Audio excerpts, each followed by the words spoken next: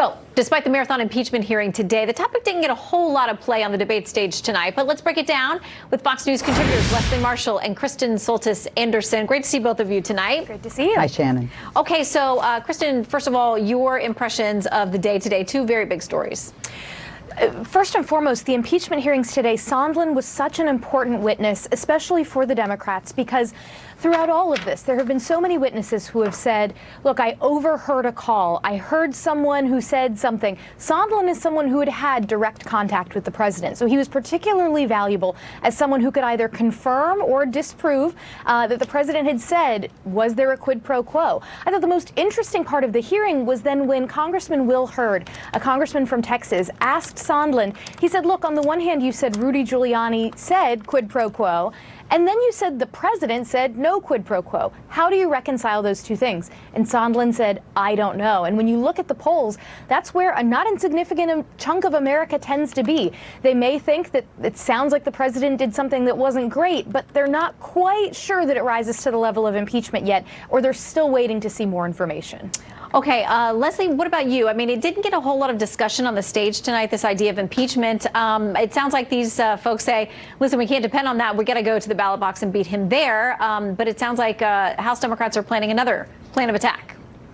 Well, what's happening in the House in impeachment is one thing, and what's happening and should be happening on that debate stage, as we saw tonight, are the candidates talking about most of the issues that Democrats care about. And even though Democrats care more so than Republicans, as we see by a large majority in the polls, up to 86% of Democrats in some polls favor impeachment of the president and favor these hearings. But that is not what is going to get people to vote for these individuals to be their nominee for Democratic, on that Democratic platform for 2020 for president. And that's why I think it was wise for the candidates tonight to touch upon it as they did, and then to move on Leslie, to the issues. Leslie, both of you, if you'll stand by. Okay. Thank you. So we took a break there. Let's get back to our Fox News contributors, Leslie Marshall and Kristen Soltis Anderson, on the big stories of the day, the impeachment and the debate. Ladies, thank you very much for sticking around. I want to put up an interesting poll that we got to discuss a little bit earlier. This is from Wisconsin. Marquette University Law School has a new poll out talking about with registered voters, should the president be impeached and removed, yes or no? The yeses are 40%.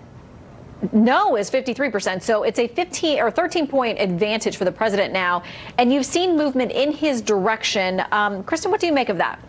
Numbers on impeachment nationally have been pretty flat ever since the initial release of the transcript of the president's phone call with the president of Ukraine and the announcement by Democrats that they would be embarking on this impeachment inquiry. And a lot of that movement was initially Democrats sort of coming home saying, hey, look, our leadership has said, let's do this inquiry, so now I support it. But ever since then, there has not been a ton of new information that has moved numbers broadly in Democrats' direction. Now, in a state like Wisconsin, you're seeing numbers that are even more favorable to the president than kind of that national consensus. But that's really good news for the president, because ultimately, national polls are interesting in a presidential year, but things like the presidential election, that gets fought in the Electoral College. And a state like Wisconsin is going to be critical for the president's reelection. For Republicans to have a sense that in a state like that, there's not as much pressure to support impeachment, that's very helpful for the GOP. Yeah, and Leslie, you heard Mark Thiessen was on a little bit earlier with us from the Washington Post. This is part of what he wrote. He said, Democrats are failing to convince Americans that Trump's misconduct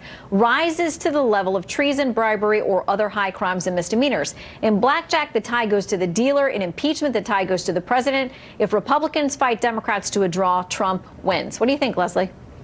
Well, I think, honestly, even though most voters, whether they're Democrats or Republicans, clearly we see in the polls have already made up their mind, and that these impeachment hearings are not going to change that, whether somebody is for or against the president or for or against whoever will become the Democratic nominee. But here's the issue, okay?